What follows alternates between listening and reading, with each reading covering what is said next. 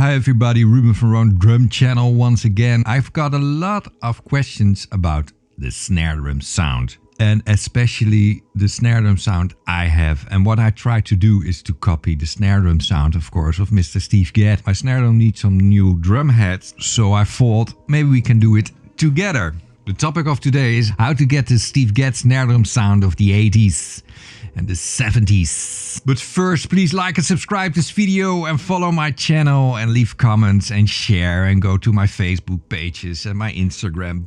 That will be very nice. If you want to copy the snare drum sound of Steve Gadd, you can do it with every aluminium snare drum you want. The drum heads are very important and the way you tune it. But for this occasion, of course, we have also the same snare drum Steve Gadd uses in that period.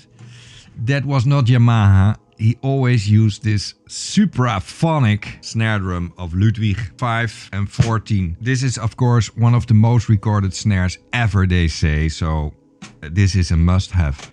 Ludaloy. And Ludaloy is a kind of aluminium special thing. Prepare it the same way Steve Gadd did it. And how do I know that?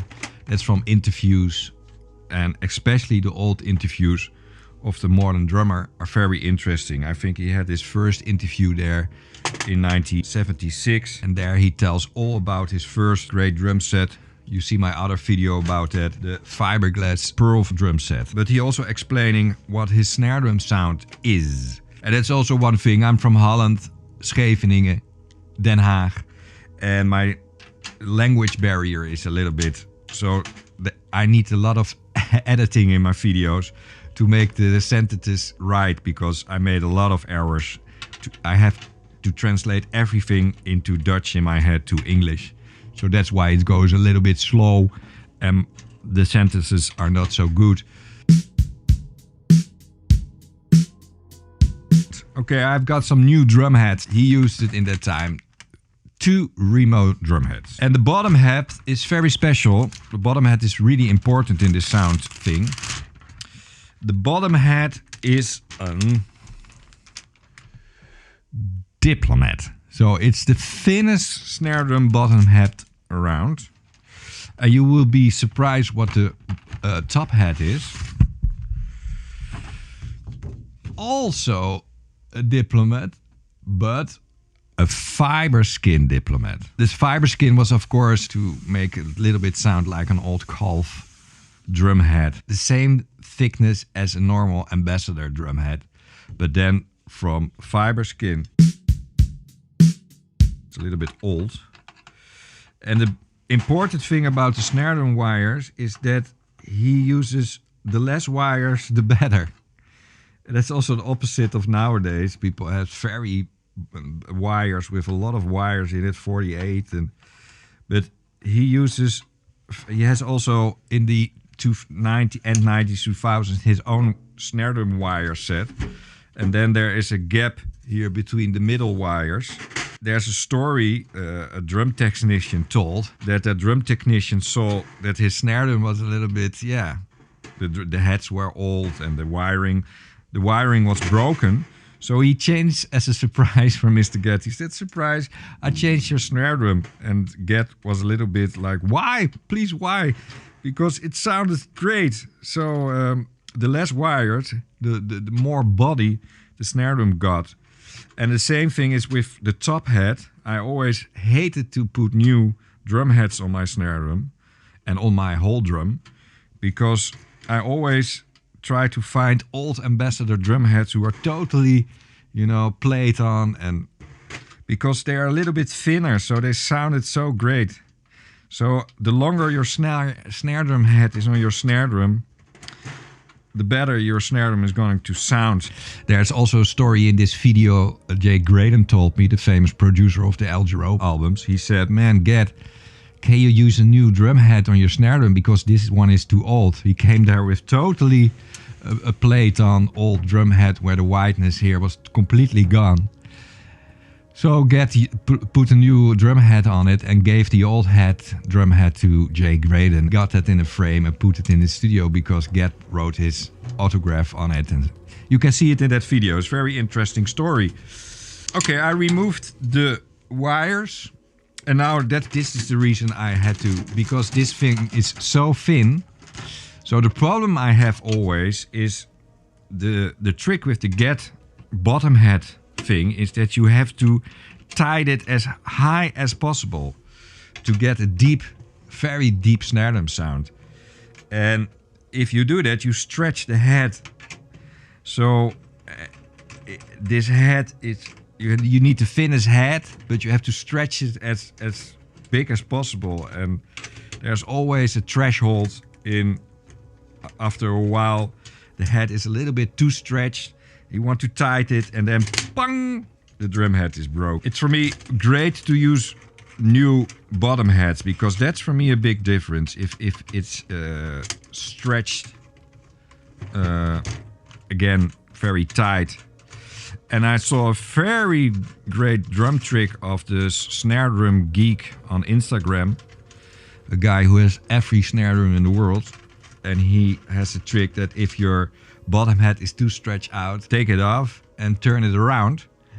And then you can use it again. Man, that's a great trick. But I was a little bit too late for this one. Okay, this is the old one. Bye bye, thank you. And now we have a fresh new one.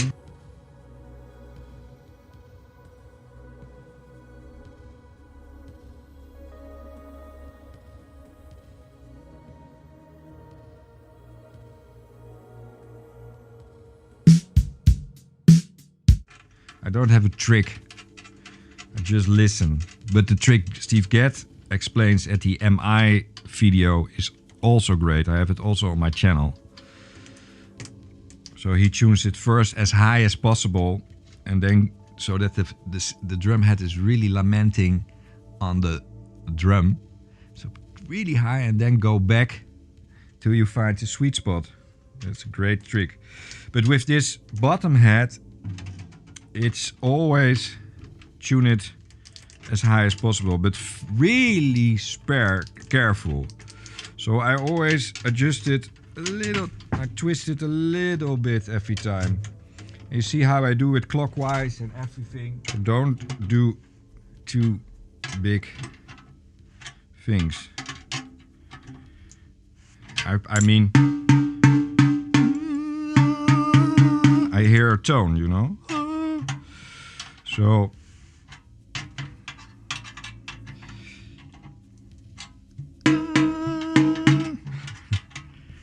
that's always a little bit my reference.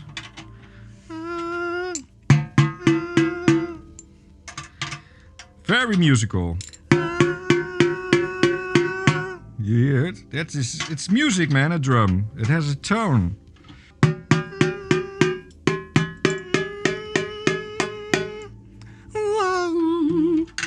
The really Gadd drum heads. And when you look very close to the up close video, there you can see it that he used that fiber skin head. And also on that video I post recently of the 1984 Siljan Day, you get a closer look to his snare and you see that it's a fiber skin drum head. So, and I think later on he did also a coated ambassador on it. And then later on he got his signature snare drum. So yeah, it was not always for Yamaha a thorn in the eye, I think, that he played Yamaha drums, but not the Yamaha snare. Sometimes he did. On the In Session DVD, he has a 6.5 Yamaha snare. There was a time that he played the wooden snare drum of the Recording Custom, the 5-inch. You see that on that Grover Washington concert of '81. That's also a very good sound. He used that also on the New York All Stars Dave Grusin thing in Tokyo. He had also a nice wooden snare there. But most of the time he uses this Ludwig Supra. And that's, yeah, it's a hell of a snare, man. I don't know why. But I think you can do it with every 5 aluminium, because now you have to pay a lot of money to get a 70s Superphonic. Maybe that's a little bit too much. but you know. So I tied it a little bit now so that the lugs have a little bit, or the screws, sorry, have a little bit tension, and then I go with the duo, and I start.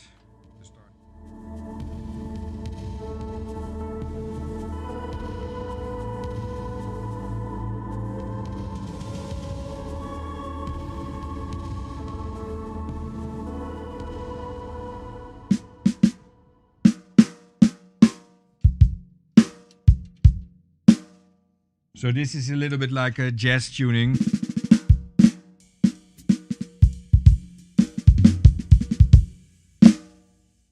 And then you have the big secret. Just cut it out of an old head.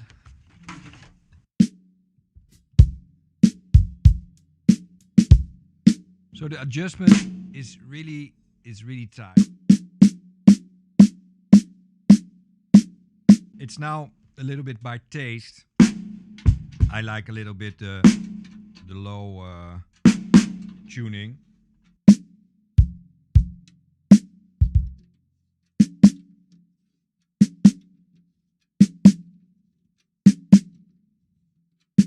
So the bottom hat is very high.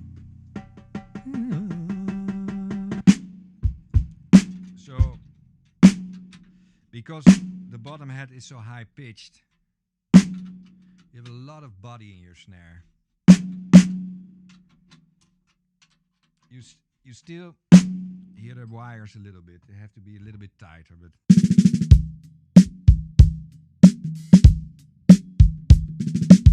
so that's a really nice sound we have. And then it's also, of course, about technique to play it really up short.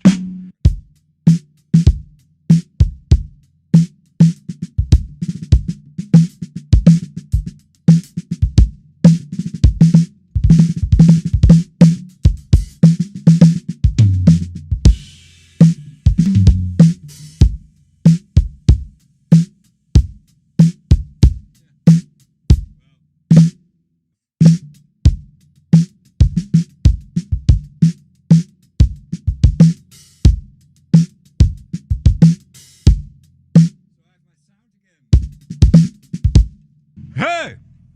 Okay, I hope you liked this video.